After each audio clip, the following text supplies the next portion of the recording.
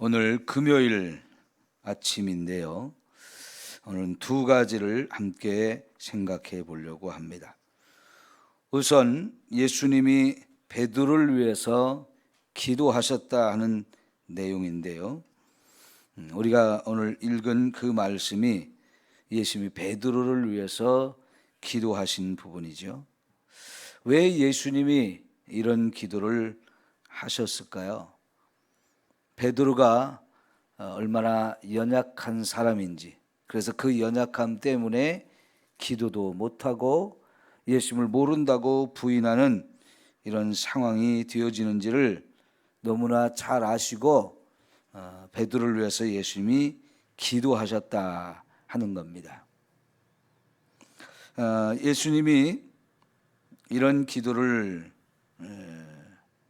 하심으로 인해서 베드로가 비록 크게 죄를 짓고 너무나 후회가 되고 통곡을 했지만 그것으로 끝나지 않고 예수님의 기도 덕분에 그는 자신의 잘못 이것을 딛고 일어날 수 있었습니다. 그리고 다시 주님의 제자로서의 그 사명을 감당하는 사람이 되어지죠. 자기 자신만이 아니고 예수님 제자들 다른 사람들 다 마찬가지로 죄를 지었지만은 그들을 다시 일으켜 세우고 그들과 함께 사명을 감당할 수 있게 되어지는데, 이 모든 배경에 예수님이 베드로를 위해서 기도해 주셨기 때문인 겁니다. 자, 여러분, 겟세마네 동산에 제자들을 데리고 마지막으로 가서 기도하실 때 예수님은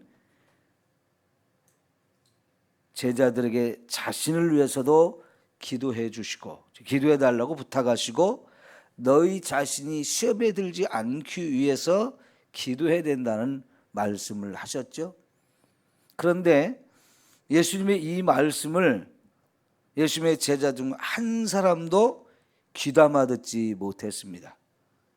결국은 예수님은 너무너무 간절하게 기도하는 그 시간에 제자들은 다 잠을 자기에 바빴죠.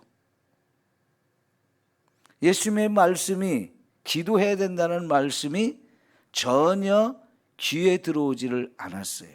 그냥 다 너무도 쉽게 무시하고 짓밟아 버렸죠. 그리고 또 한편으로는 너무 졸렸던 것 같아요.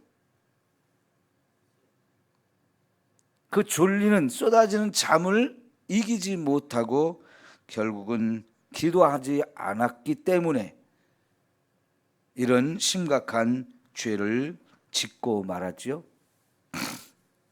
여러분, 그런데 베드로가 예수님을 모른다고 부인할 때, 그 세 번째 모른다고 부인할 때는 저주까지 했어요. 그런데 그 세 번째 그런 부인을 하고 나서 바로 베드로가 한 행동이 뭐냐면 딱 고개를 돌려서 예수님을 쳐다본 거예요. 여러분, 예수님을 왜 쳐다봤을까요? 그 순간 자기도 이거 잘못인데 하는 양심의 찔림을 받은 것이 확실하잖아요. 예수님에게 너무 미안한 마음이 들고 순간적으로 이거 아닌데 그런 생각이 들어서 딱 쳐다본 것 같아요. 여러분, 가끔 이제 TV에서 갓난아기들 이런 촬영한 영상을 이렇게 보게 되면 엄마하고 아이하고 이렇게 같이 있다가 이거 하지 마, 안 돼 하고 엄마가 잠깐 다른 데로 가 있는 동안에 아이들은 엄마가 하지 말라고 하는 것을 대부분은 합니다. 근데 그거 하면서 아이들이 꼭 보면 그 어린아이가 엄마가 어디 있나 한번 살펴보고 해요. 그러죠? 그 아이도 그게 잘못인 거를 아는 것 같아요. 그것처럼 베드로가요, 예수님을 3번씩이나 모른다고 부인을 하는 순간 딱 예수님을 쳐다봤어요. 그런데 공교롭게 그 시간에 예수님도 베드로를 쳐다보고 두 분의 눈이 딱 마주쳤어요. 사실 예수님은 그때 신문을 받고 있었거든요. 대제사장의 재판을 받고 있는 상황이었는데 그 순간 예수님도 베드로를 딱 쳐다봤는데 예수님이 지금 베드로가 뭘 하고 있는지 정확하게 다 알고 계신 것 같았어요. 그런데 여러분, 둘이 눈이 딱 마주치는 순간 여러분, 베드로가 어찌했습니까? 밖으로 바로 뛰쳐나왔어요. 그리고 한없이 통곡합니다. 왜요? 예수님과 눈이 마주치는 순간 예수님이 하셨던 말씀이 생각났어요. 오늘 저녁 네가 나를 3번이나 모른다고 부인할 거다 하던 말씀이 딱 생각났고요. 예수님이 그 말씀하실 때 사실은 베드로는 예수님 나를 어떻게 보시고 그런 말씀하시냐고, 나는 절대 예수님 모른다고 부인하는 그런 짓 안 할 거라고, 내가 예수님을 위해서 죽을 수도 있는 사람이라고 아마 큰 소리로 장담을 했거든요.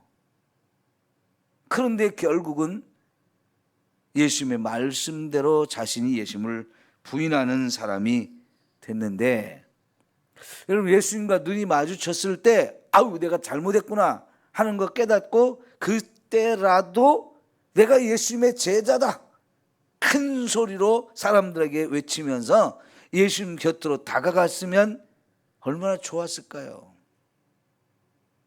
예수님을 지켜주려고 나도 예수님과 함께 죽여라 그런 소리 하면서요, 좀 예수님 편에 다가서고 예수님과 하나가 되었으면 얼마나 좋으실까요? 그런데 베드로는 그 순간에도 결국은 밖으로 뛰쳐 도망가고 통곡하는 것으로 끝나버리죠. 그런데 여러분, 오늘 읽은 말씀에 보면 예수님께서 베드로를 위해서 기도하셨다고 말씀하죠. 거기 시몬아 시몬아 보라, 사탄이 너를 까부르기를 밀가부르듯 하려고 요구하였다. 사탄이 베드로를 마음껏 가지고 놀려고 요구를 했다는 거예요.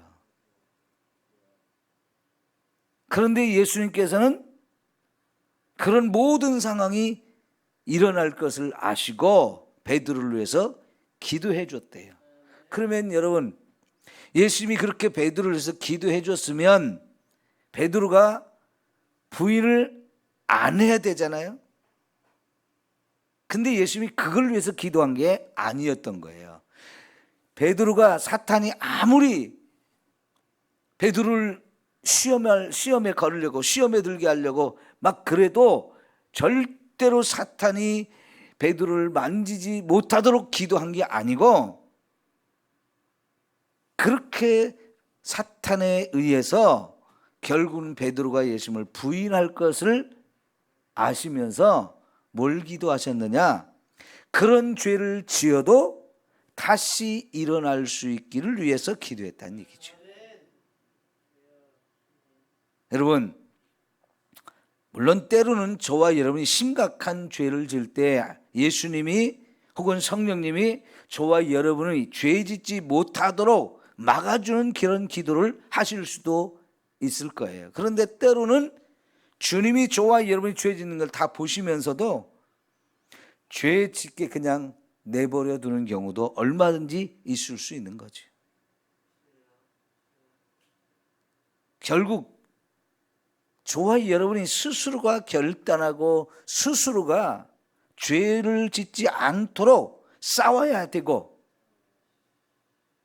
그래서 이겨야 되지만 저와 여러분이 너무 연약해서요, 죄를 지을 때가 너무나 많은 거죠. 근데 그 죄를 지었던 이유가 결국은 우리가 기도하지 않았기 때문에 그렇게 된 거예요. 그런데 여러분, 예수님께서 그런 죄를 짓고 나면 베드로처럼 후회가 남고 내가 이거 잘못했는데 막 자책을 하고 통곡을 하고 그리고는 스스로 시험에 들고 스스로 실망을 해가지고 나 이제 끝나버렸어, 나 이제 베린 몸이야, 이러면서 일어나지 못하는 경우가 많아요. 그런데 그때 다시 일어날 수 있도록 예수님이 기도해 주셨다는 얘기예요. 그 얘기는요, 비록 저와 여러분이 죄를 지어도 주님은 얼마든지 용서해 주신다는 얘기입니다.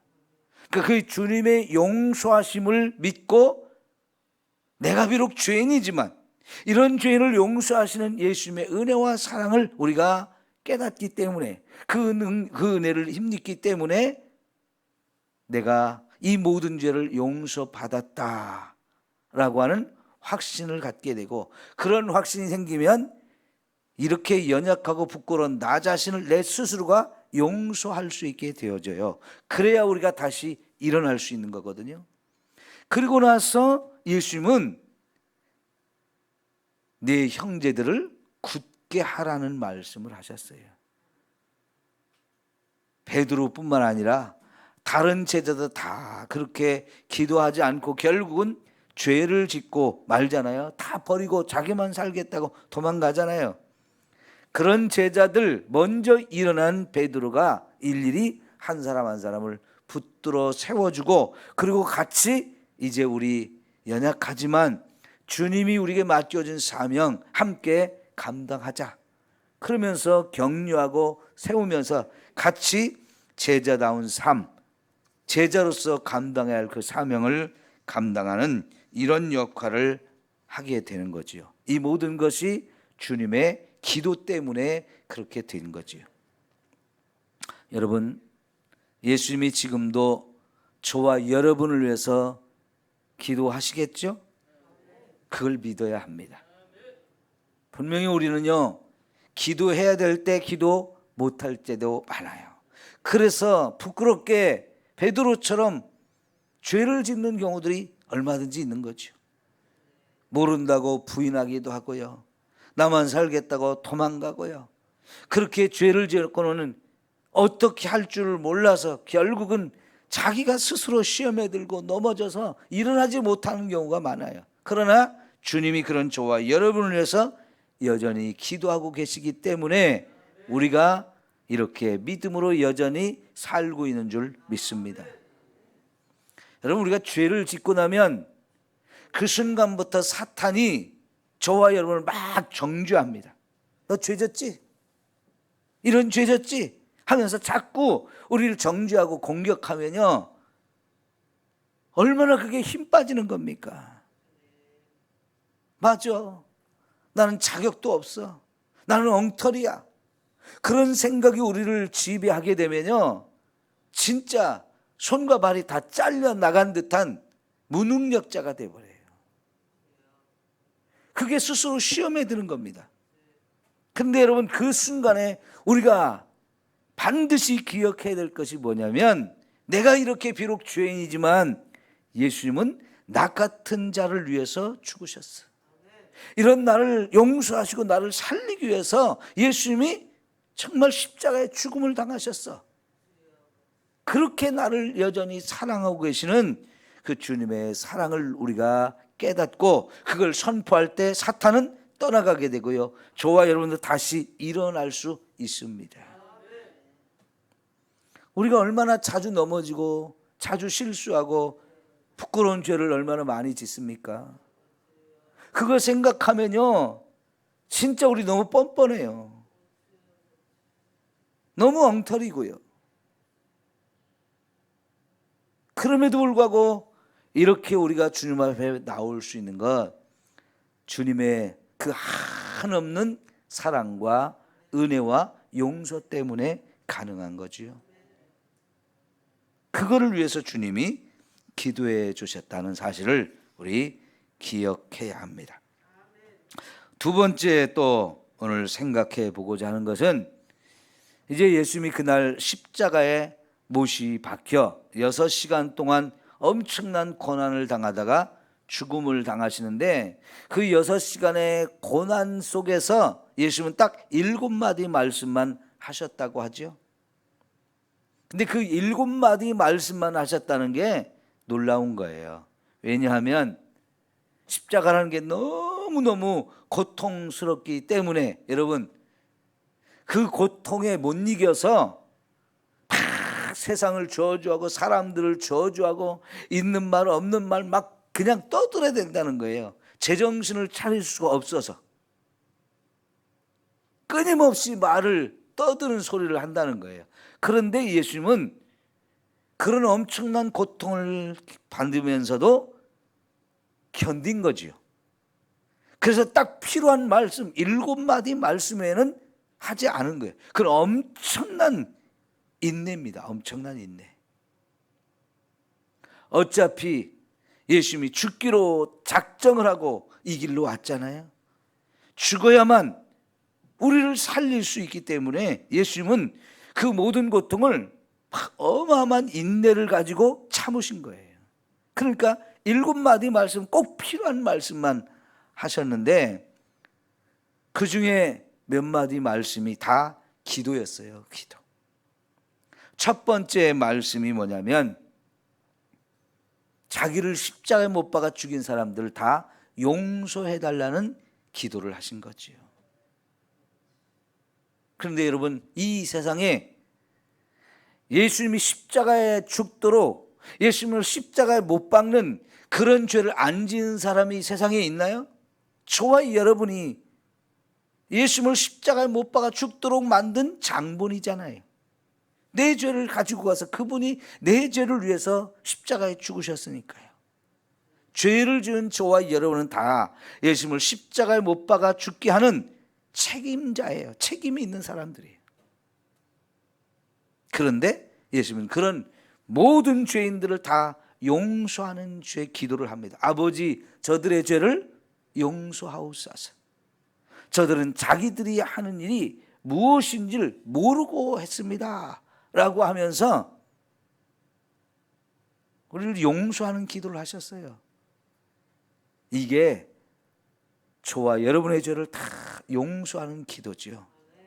어떻게 이런 기도를 할 수 있을까요? 원수 아닙니까?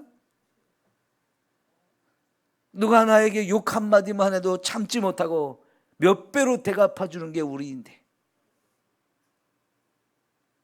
왼뺨을 치는 자에게 오른뺨도 돌려대라고 예수님 말씀하셨는데요. 실제로 예수님이 지금 그렇게 하는 거죠. 악을 악으로 갚지 아니하고 악을 선으로 갚는 이 예수님의 너무나 위대하신 말씀이 첫 말씀이 저들의 죄를 용서해 달라는 거였어요. 이게 예수님의 첫 번째 말씀이고 이거는 기도죠. 기도. 이 기도대로 하나님은 저와 여러분의 죄를 다 용서해 주셨죠.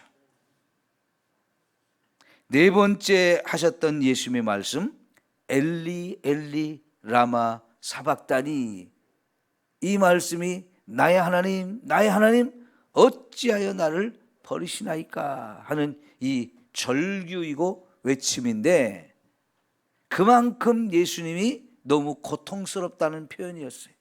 나 너무너무 힘듭니다. 고통이 극에 달하고 절정에 다다르면서 예수님은 하나님을 마치 원망하는 듯한 부르짖음을 내뱉으셨는데 하나님을 향한 호소이고 기도이죠. 어찌하여 나를 버리시합니까?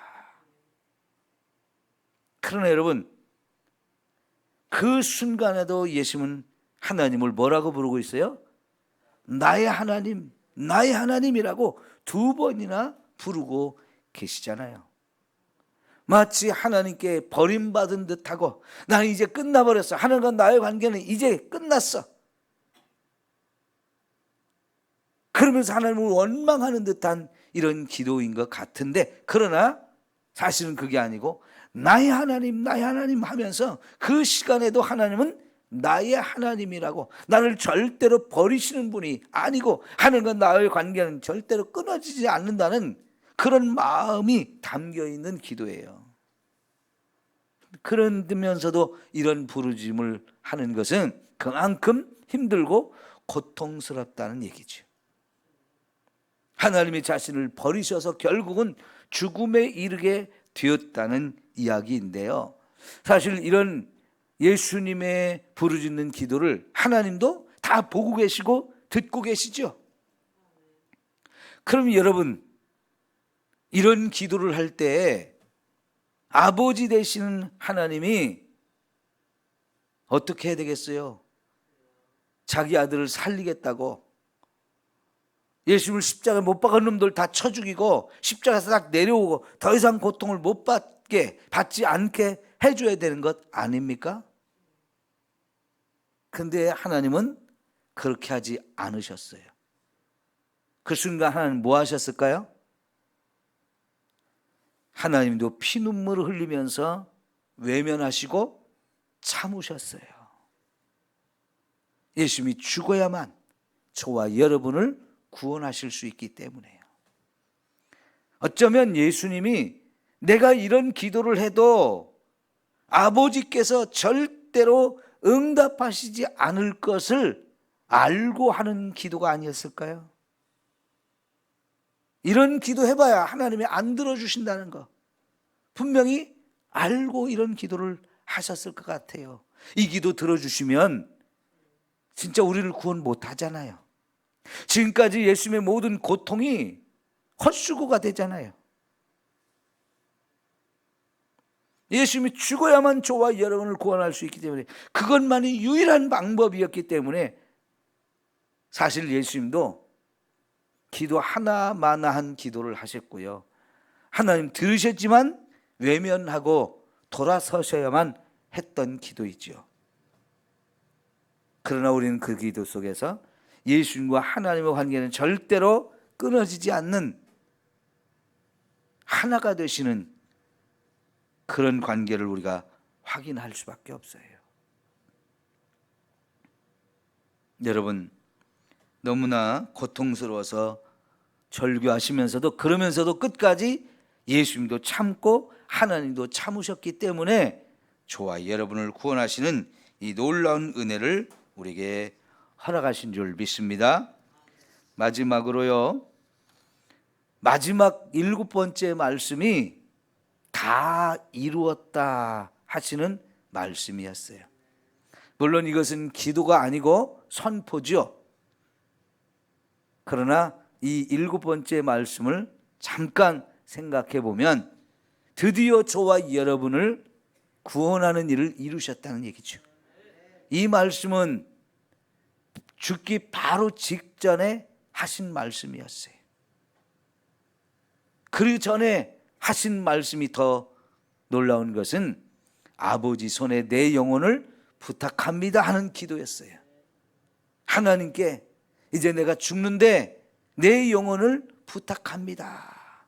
하나님 아버지를 철저하게 끝까지 신뢰하는 그런 거죠. 내가 지금 죽지만 나를 다시 살리신다는 그 믿음을 가지고 내 영혼을 아버지께 부탁합니다 했던 거죠.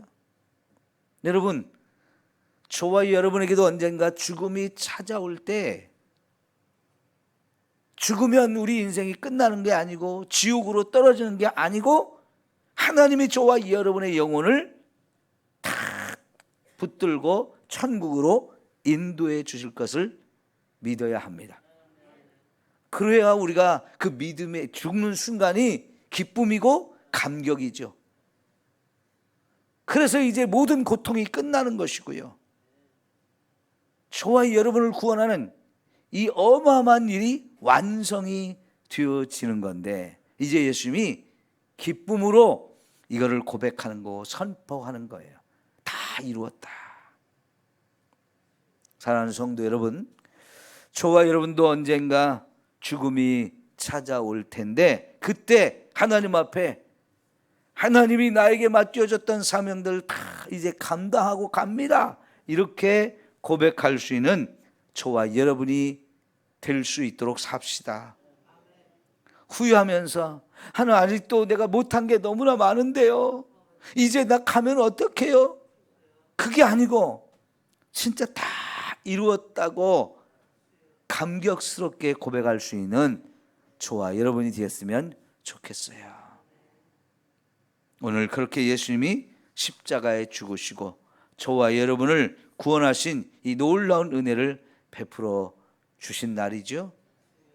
주님의 그 놀라운 은혜를 다시 한번 우리 마음에 새기고 감사하며 진짜 영광을 누리고 맡겨진 사명을 잘 감당하는 저와 여러분 모두가 됐으면 좋겠습니다. 기도하기 전에 광고